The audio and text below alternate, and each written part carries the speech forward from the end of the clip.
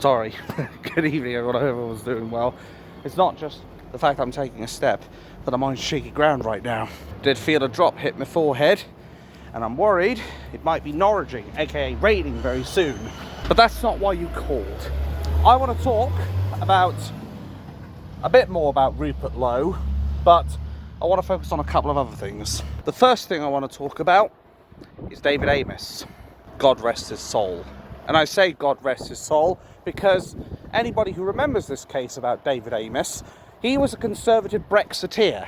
And yes, that is the same Brexiteer who Sadiq terrorist sympathiser Khan said that he merely passed away when he was brutally stabbed to death and assassinated by one Ali Harbi Ali, who was a member of IS.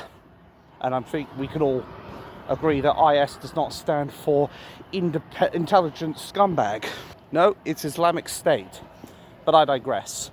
There was an inquiry that the widow wanted to put forward. Unfortunately for her, she had this rejected by the Home Secretary. And as I suspected, just another day in Norwich, it's pissing it down to rain. Welcome to Norwich, the only place where it almost never snows, almost always rains, and the bus service is shit. Who said that this is the driest place in the land? Shut up, you. I am saying it is the fucking place where it almost always rains. And there's nothing you can do to stop me.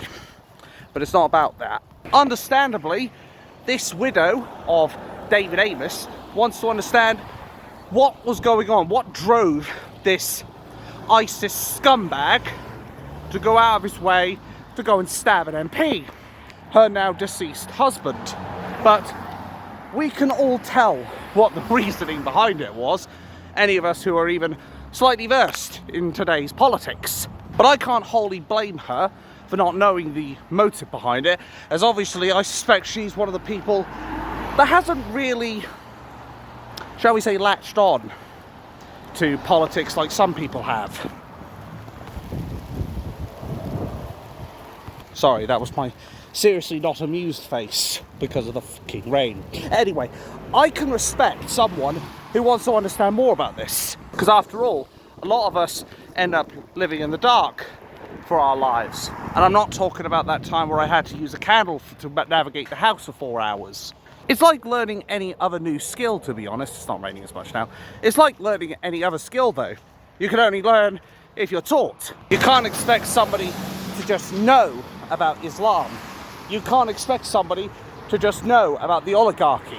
You cannot expect someone to just know about the treachery and dishonesty going on. I didn't take it. Oh, my YouTube channel. Yeah, that was me at the window of the car, remember?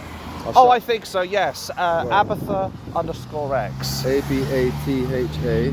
No, UR.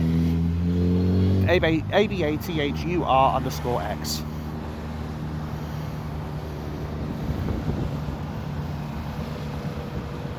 Yeah, there you go, you got it. Thanks so much, bud. Appreciate it. I hope he doesn't miss his ride. He literally just stopped while the traffic lights were on. Anyway, lovely to see some new people coming up to me, shaking by the hand and what have you. Or, oh, actually, no, he's just walking. He's not actually in a car. I just thought he was, that's all. He really must have wanted to come and see me. But you can't expect people to just know about Islam, know about the treachery of the government. You can't expect them to just know everything about taxes, for example. Hell, there are some things that most of the time I try to say from what I understand, because I haven't got a full understanding of the subject. But I can very happily point out the reasons why Ali Harbi Ali murdered David Amess, God rest his soul. He did it because the Quran commands him. The Quran says that it is justifiable to kill the unbelievers, kill the kafir, the kafar, the kafuffle, whatever you want to call them. That's why David Amess was killed. It's the same reason that Lee Rigby, God rest his soul, was killed. The Quran, which is about as holy as the very number of hell himself, 666. It is not a holy book. It is an unholy scripture that teaches people to bring death to the land. But of course the mainstream media won't tell you this. You know the drill, folks, because say it with me, it doesn't suit the narrative. And just because people like me have the balls, whether up here or down there, or definitely in my case both, to say what Islam really is, and that what the Quran is, we will be labelled as far right and Islamophobic and racist and blah blah blah. And they can throw as many name tags as they want with me, quite frankly, because it does not change the facts. It does not change the fact that Islam is a death cult. It is a 5th century religion that brings about death and destruction wherever it goes. God, I hate this fucking weather. Anyway, the point is, Islam is a death cult, always will be. They have never learned to integrate with other religions, nor have they learned to integrate with other sexes properly, because they still believe in those horrific ideas that think women are second-class citizens. Where is the left-wing SJWs?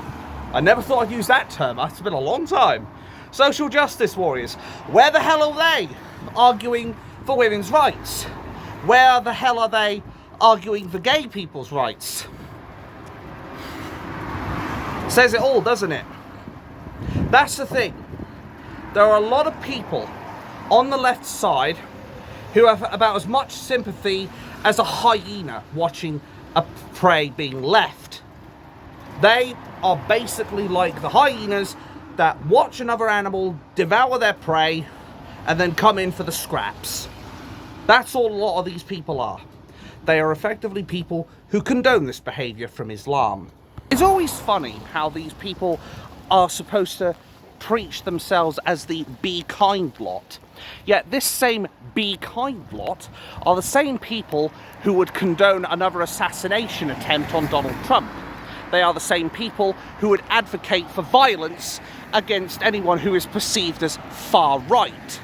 They are the same people who think it is perfectly okay to just willfully ignore the fact that Islam treat their women like dirt, basically. That it's okay to beat your woman. That it is okay to use women, white women, as sex slaves. Now, I don't know about you, but if I turn into a lefty, I know, keep dreaming, right? Anyway, even if I was a lefty, I think I would see enough sense to see that there's something fundamentally wrong with women being treated as second-class citizens. Am I being old-fashioned? I mean, if I am, please let me know. But last time I checked, I think women deserve to be treated with the same amount of respect and dignity as a man. That's the way I look at it. Hey, buddy! It's good to be in Norwich, even if it is pissing it down the rain. But the thing is, Islam will never change what they're doing. They treat their Quran as gospel, much like Christians hold their Bible as gospel. But here's the thing. There are many verses in the Quran that will command their followers to kill, to rape, to carry out the will of Allah, Alan Snackbar, or whatever you want to call him, which the media, of course, won't tell you. But they will do this believing they are doing a justice for him, basically. Muhammad, Allah, Alan Snackbar, whoever you want to call him, when they are doing about as much justice as the justice we're seeing against the PDF files and the groomers. And speaking of sex crimes, there's now statistics put out by Rupert Lowe. In the paper, it's even being reported that foreigners, because this is the second thing I wanted to talk about, foreigners are now being charged for a quarter of all sex crimes. Yeah, let that sink in. 25% or so. Maybe give or take 1 or 2%. And as I said, this is not me saying it. Rupert Lowe's put this tweet out, and one of the newspapers has been seen publishing this. So you can't say, well, where's your research? Where are your facts? All that shit. because I've dug into it myself during my lunch break, quite frankly. It's a shame, really, because I do want to make a point that this isn't a hate on the foreigners video. This isn't a hate on the people that come from other countries video. I've already made it clear many, many times on my channel that anybody that is willing to integrate with our society, respect our cultures and our beliefs, it is perfectly okay for them to come over here. However, if you're one of those people that comes over and expects money for nothing, wants to scrounge off our system, that wants to commit crimes here in the UK, or doesn't want to respect our cultures and beliefs, I want you to get on the next plane out of this country and fuck off back to wherever you came from, quite frankly. That is the simple, blunt, honest truth. The same logic obviously applies to religions.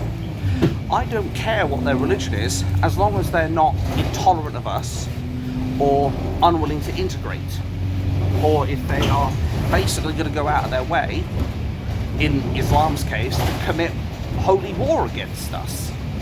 Then I do have a problem, because obviously that threatens our way of life. That's the thing. A lot of the people who are perceived by the left-wing media and the NPCs out there, they usually perceive us as far right, but we're nothing of the sort. Because when I think of far right, as in the genuine far right, I think of white supremacy. I think of Nazis. I mean genuine Nazis, people who think that they are superior over everyone else. I think of people that have no respect for other people based on the colour of their skin, their religion, their sex, whatever. And I can assure you this much. I would hope the vast majority of my followers, as well as myself, we are the furthest point away from racist, quite frankly. And I have never advocated for white supremacy. What Islam teaches, though, you could say they preach and practice Islamic supremacy. Funny though how nobody talks about Islamic supremacy. Is that a coincidence? I don't think so. Because the way I slice it, a lot of the people who preach the Sunni side of Islam, no, not the sunny day, Sunni, S-U-N-N-I, the Sunni side of Islam, a lot of them preach hatred. They incite violence. They incite terrorism. They incite all manners of atrocities that, if any of us were to say it, we'd be locked up in an instant by our two-tier police. And of course Keir the traitor Starmer, who is part of the two-tier government and justice system. But I think we need to talk more about Islamic supremacy, because the way I slice it, it's always funny how the left like to project that, oh, these people preach white supremacy, yet they're never willing to talk about the elephant in the room, and it's a massive one at that. It's so big you could almost park a planet on it, I swear to God. Islam is the elephant in the room. Islamic supremacy is part of that elephant in the room. And speaking of elephants, it reminds me of the thing that's said in Tommy Robinson's manifesto book, which is that the government, or the oligarchy, whatever you want to call them, they will do everything they can to try and steer your... I need to take a step back here for a sec. Imagine the village of the blind people. Yes, people without wearing specs. Anyway, imagine a village full of blind people, and they have to rely on their sense of touch and feeling and what have you. Good luck, snowflakes. But they have to rely on that in order to identify this elephant that's put in front of them. Now what the establishment will do is they will try and direct you to a different part of the elephant when you're about to figure out what this thing is. So you might at first be feeling one of the feet of the elephant. Another person might be feeling the back of the elephant. Another one might be feeling the trunk of the elephant. And let's say, for the sakes of argument, that the trunk is actually what people need to be feeling to find out what the creature is. If there are more people going towards that end of the elephant, the establishment will basically come in and they will try and direct you away from the truck. They'll take you, I don't know, to the back again, or to the front, or to one of its legs. They will do everything they can to keep you from realizing the truth. And that's what they've been doing to the public for so long. They don't want people to find out that Islam is effectively practicing Islamic supremacy, because they believe themselves superior to every other race and religion. They see themselves as the only people fit to rule this planet. They're the ones who want to bring in a global caliphate and Sharia law, which again the mainstream media are not going to want to tell you. For some people, it's a cold, bitter truth. For others, it's something they already know. Way I slice it, I think this woman, Lady Julia Amess, I believe her name was, she needs to understand that this is effectively what drove Ali Harbour Ali to murder her now ex-husband, because he's 6 feet under. And I don't say that in a cruel way, I say that as a matter-of-factly way. I am sorry for her loss, and I completely sympathise with her. She needs to understand, though, this government will do everything it can to hide the truth from the British public, including Yvette Clueless Cooper. She doesn't want people to find out that Islam is in fact destroying our cultures and our societies. Divide and conquer. Population replacement. It's not a conspiracy theory. It's not a conspiracy theory of the far right. It's actual reality. It's happening. Think about it. All those people coming over from wherever, whether it be ordinary countries or from third world shitholes, they are coming over here to replace us. It is as simple as that. It is the biggest example of a single nation that has willingly made its own people second-class citizens. Second-class citizens that can see a quarter of these sex crimes being committed by foreigners. And let me be clear, that does not mean every foreigner is responsible. That does not mean every foreigner is a bad person. And it does not mean that every foreigner that comes over is going to be a bad person. But what I am saying is that clearly there is a very real danger to having mass, uncontrolled immigration to this country, quite frankly. It has been something that has been preached for decades, but nobody has listened. It's gone in one ear and out the other. And I'll tell you right now, if our people had the same courage as the British people back in, I don't know, the 15th century, the 16th century, the 17th century, the 18th or 19th century, I guarantee you Islam would have been nipped in the bud. It would have been disposed of, just like that, because they would not put up with a third world, 5th century death cult ideology ruining their country.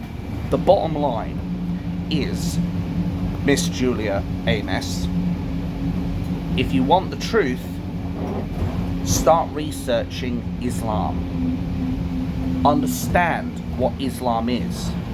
Understand what Islam does. And understand what their holy book, in name only, the Quran, teaches them. That would bring you closer to the truth faster than any inquiry ever would. Your husband, God rest his soul, was murdered because Islam's Quran preaches that they must kill for Allah. That's the cold, bitter truth. I know it's horrible, I know it's unpleasant, and it is going to be a very bitter pill for you to swallow. However, the truth does not care about people's feelings. When my granddad died, God rest his soul, the truth didn't care for the fact that I didn't want him to go. The truth cared more that he was dying from a combination of cystic fibrosis, hypothermia, and a chest infection. At least my granddad, though, had the power and the dignity to choose when he was going to die. And I was at least able to say goodbye to him. And I do feel for you that you weren't given that opportunity, Julia. War is coming to this country. Something that people on my own side of politics, some of them don't want to accept it. They don't want to accept the cold, bitter truth that civil war is coming to Britain. And it's going to see a lot of blood on the streets because people have had enough of waiting. They are sick and tired of waiting for our government to do something about this so-called religion of peace, the mass importations of people, and for them to do nothing. Eventually, they're going to arm themselves and we're going to see violent revolution. And I'll be clear, as I've always done, every single time without fail. I don't want that. I do not want, condone, or justify that shit. I want this to end peacefully. But, as said, the truth doesn't care about what I feel or what I want. At the end of the day, we all need to prepare for war, because war is coming, and it's in the form of Islam. Don't worry, I did thank him this time. Anyway, it comes in the form as well of all the illegals that have come over to commit crime that have no legal or human right to be here. It comes in the form of a two-tier police force and a two-tier justice system and a two-tier government that would rather put us as second-class citizens while allowing people from third-world shitholes to have shelter in hotels while being armed for war. The truth hurts. I know this all too well. But you know what the truth is as well? The truth is the key that sets all of us free.